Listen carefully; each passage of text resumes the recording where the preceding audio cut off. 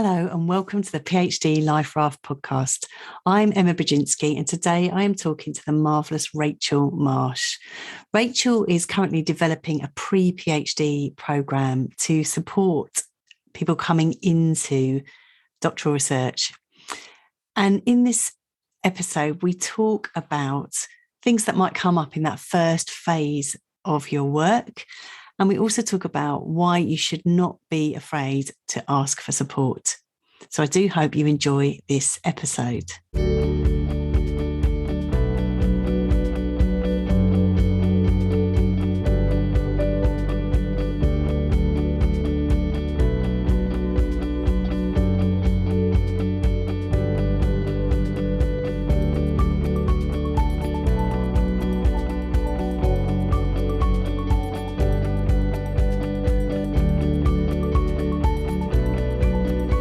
Hello, Rachel.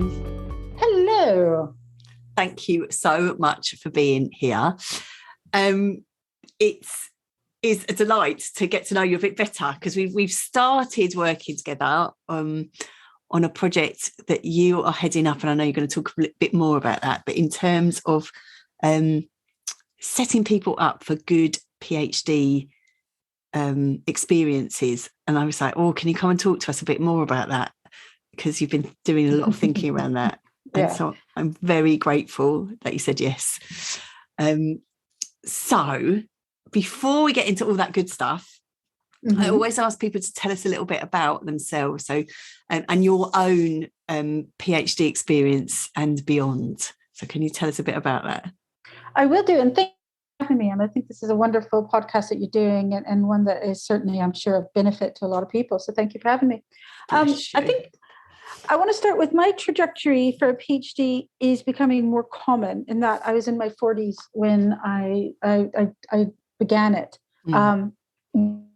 It wasn't the first time that I began one. And I think you're finding the days of undergraduate, master's, PhD, or even undergraduate PhD, where you're done with your PhD by the age of 26, while common, is not necessarily the norm. And so I think what I want to put out there is for those who are going, oh, am I too old for this?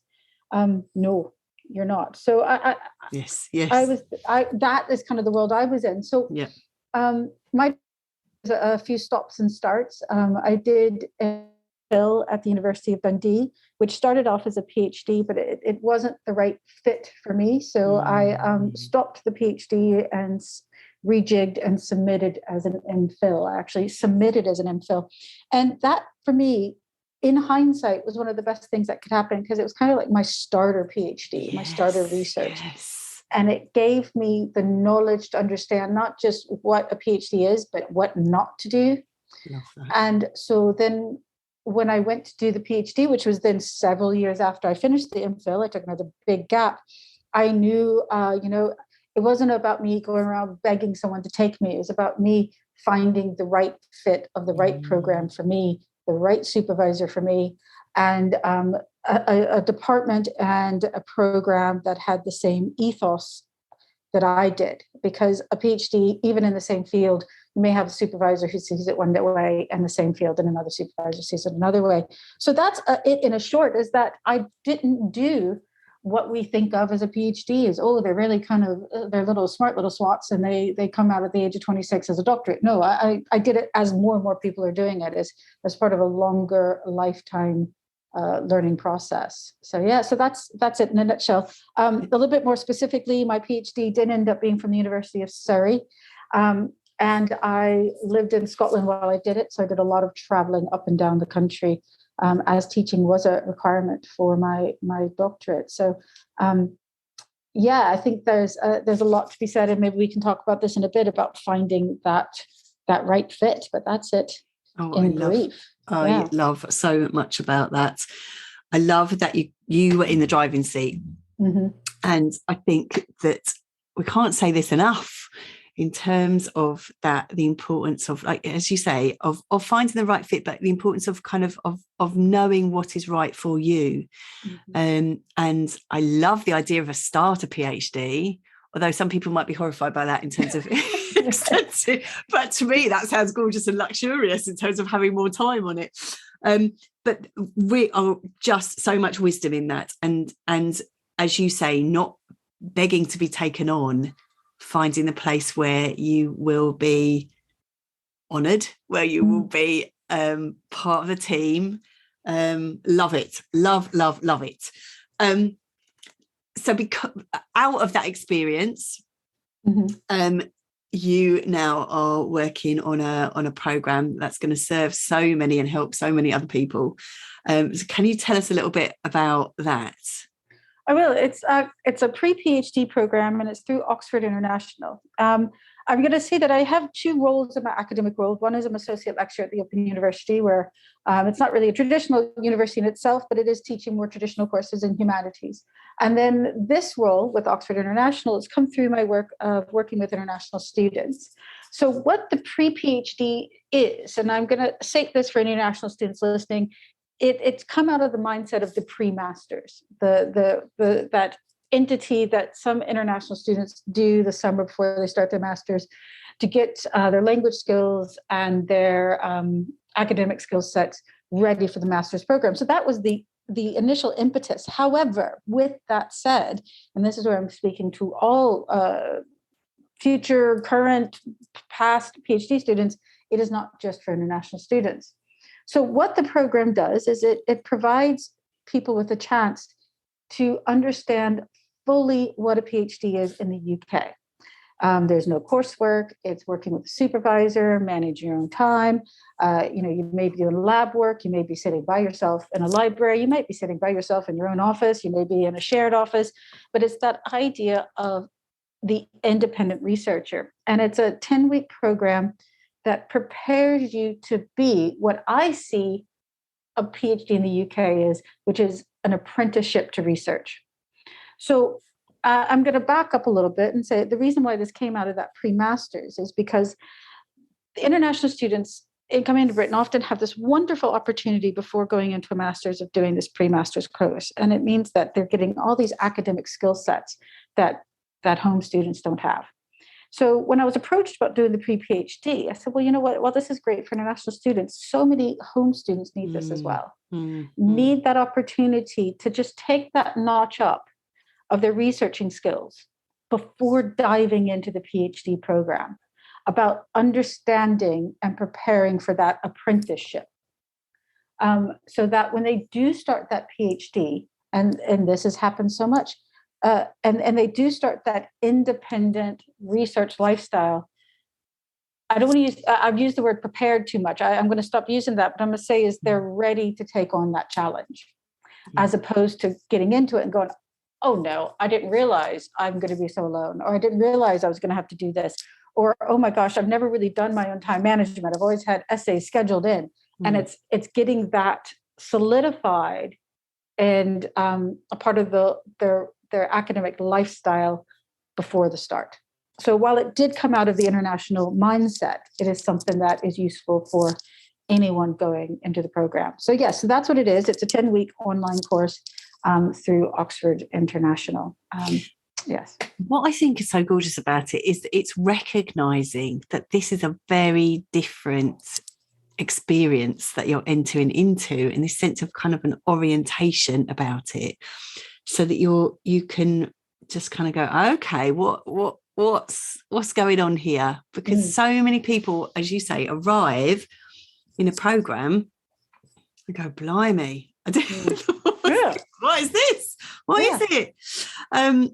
So this opportunity to just kind of, and I suppose it's the recognition, isn't it? The recognition that's a useful thing to do, rather than just give someone a library card and they get going.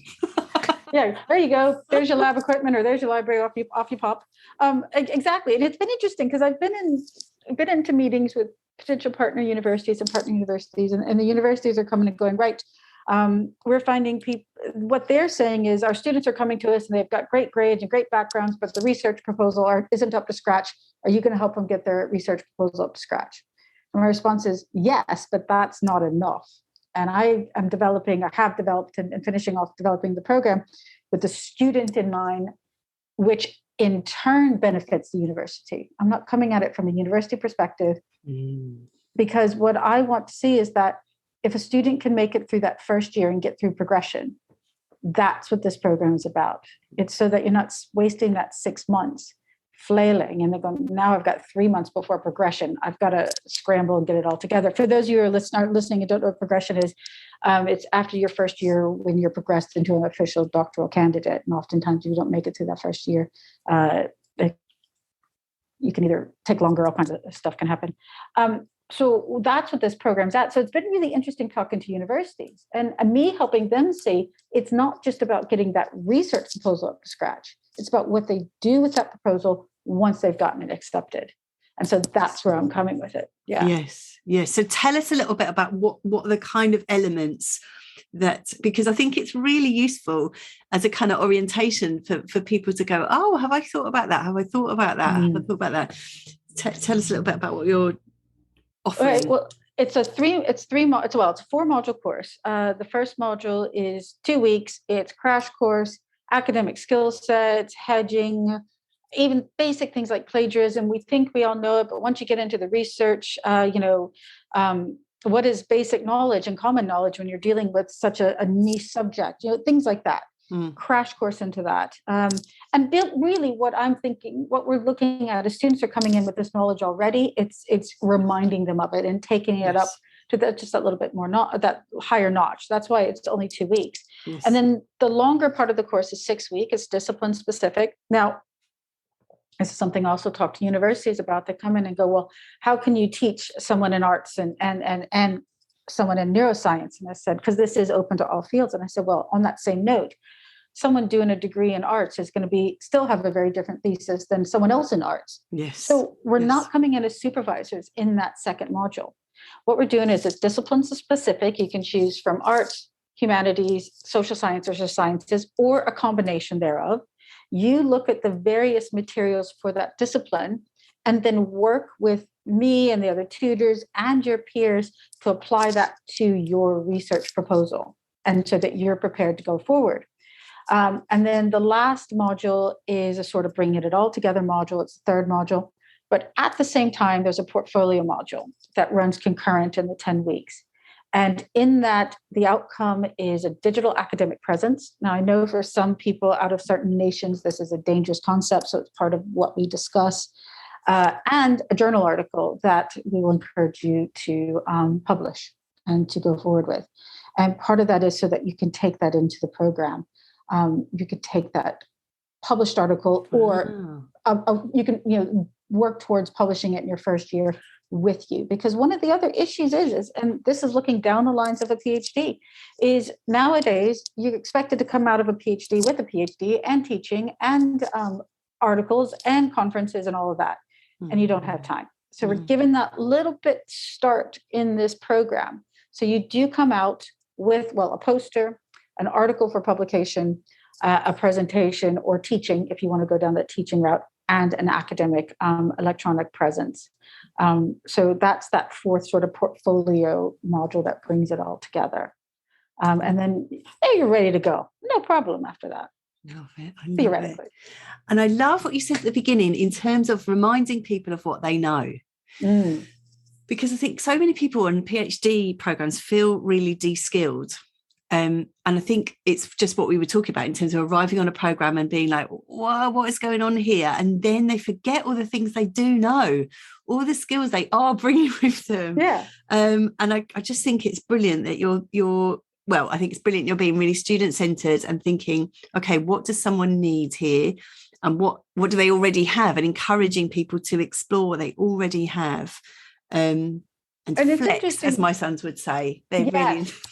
Love that. I'm gonna bring that in to flex your gray matter. But it's funny you say that. I was doing a video before Christmas on using the library, and I'm doing the video and I'm putting the materials going, oh, this is so basic. Do I really need to put this in?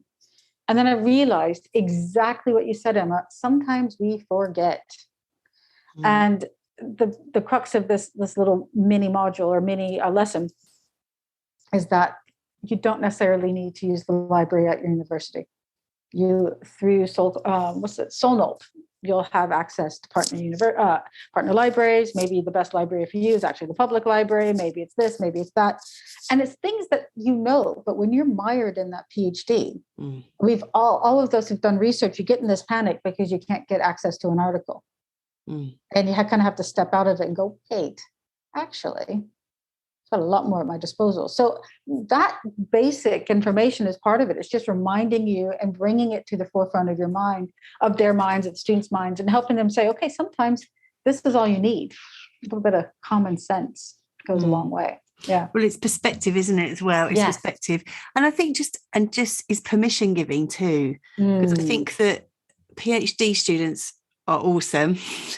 And they want to get it right. And I think it's that sense of, okay, well, this is what you can do. Give yourself permission to explore that. Bring that. And I think this perspective of support to be your best self, to show up as your best version of yourself with all that you know. I love it. Yeah. And I think it's something that you learn by the end of your PhD. You're told at the beginning of your PhD, but you don't really believe it until the end, is that you will be the expert in your topic. And they tell you that at the beginning, you're like, nah, no possible way. And then you get to the end of and you get to the Viva and you pass, and you're like, oh my gosh, I am the most knowledgeable in this little minutia part of the world. Yeah. Who would have known? And it's helping remind them that from the beginning. Yeah, exactly. Because sometimes that can happen quite quickly, actually.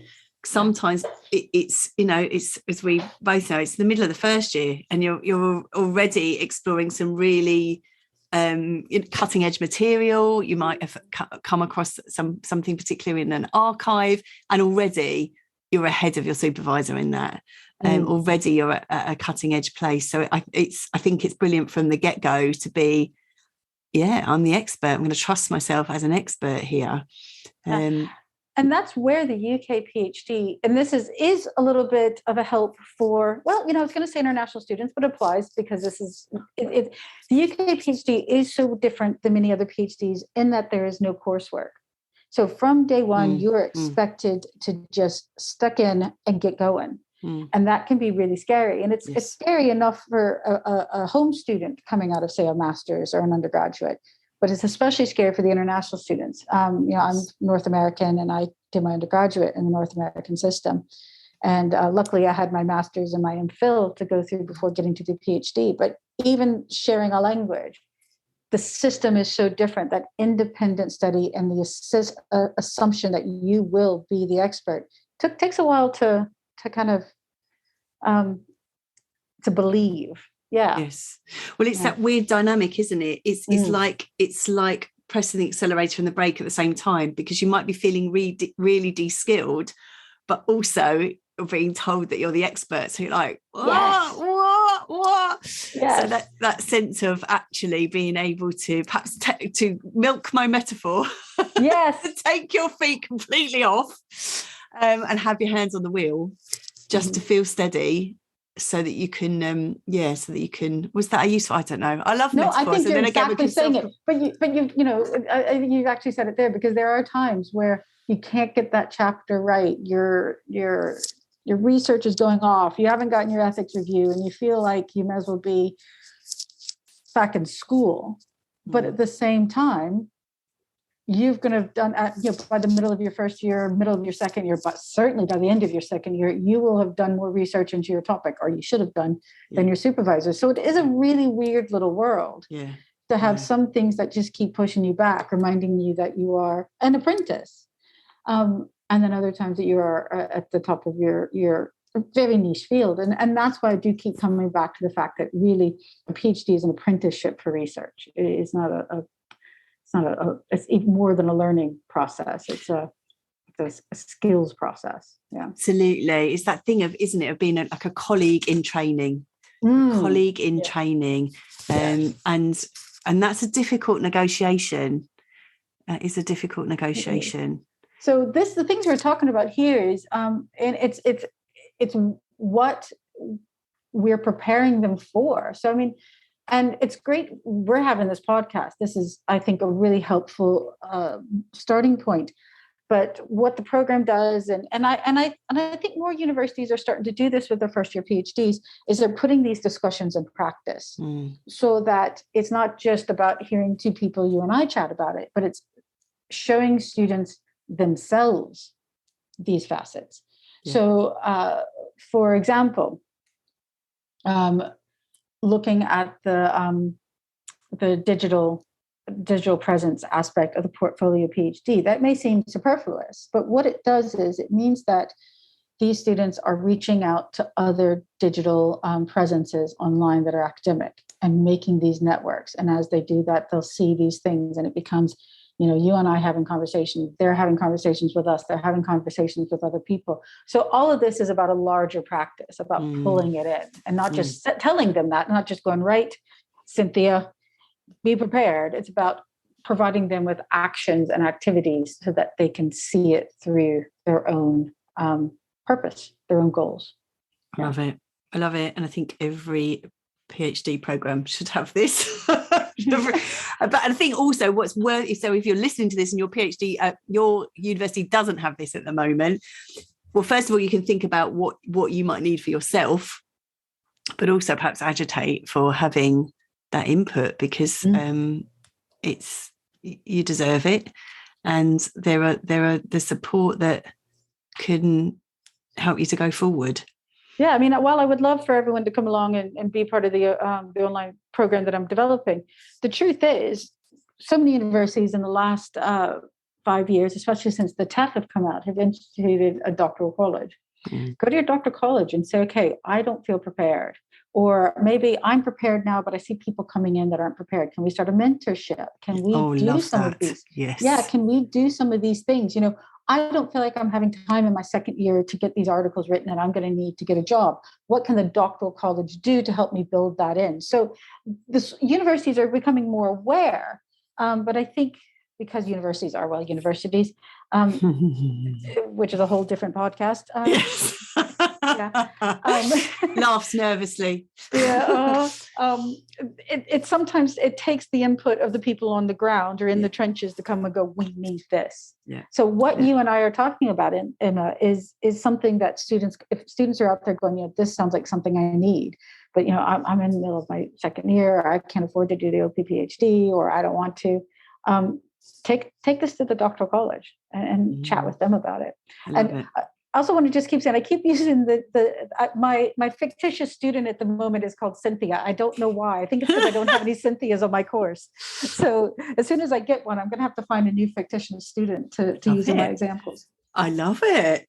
And I just love this sense of what you're saying about going to the doctoral college. And I think also this sense of, and that's not because you're not good. If people are thinking that they'd like the support, that's not because you're not good enough. It's just because this is support that, why would you know these things? Why would you know it? And there's someone, you need someone to, if you went to work and they just said, there you go, there's your pass, get on with it, it wouldn't be acceptable. So this is why we're talking about it. This is why we need a revolution, people. This is why we need a revolution. And to go back with what you started at the beginning is, I had my starter PhD, and at the time it was all a very harrowing experience, and I love my research that I did for it.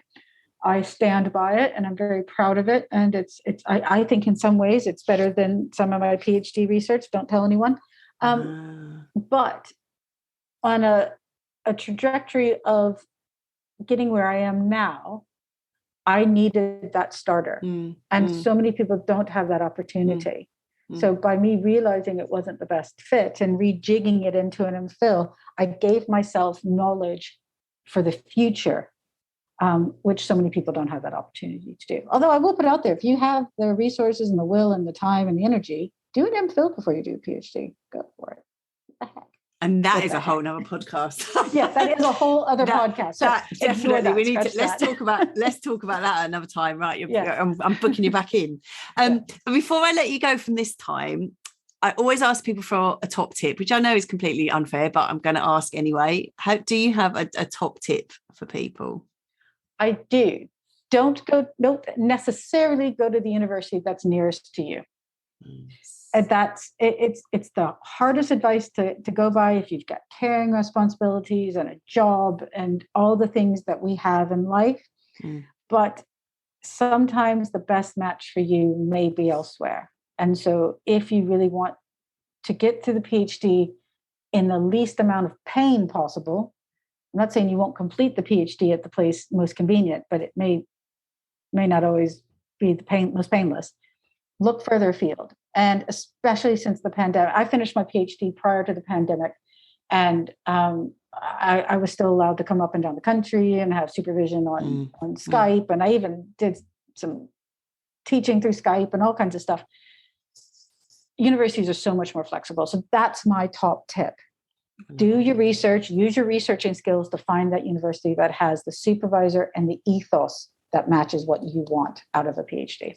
Yeah. Brilliant. And that's a pre-PhD activity, isn't it? That that research process and that application process. Brilliant. Oh, Rachel, thank you so. I knew this would be good. Thank you so much for all of that. And I wish you all the best with this project. And I'm very excited to say, because I'm getting to be involved in it, which I love. Yes.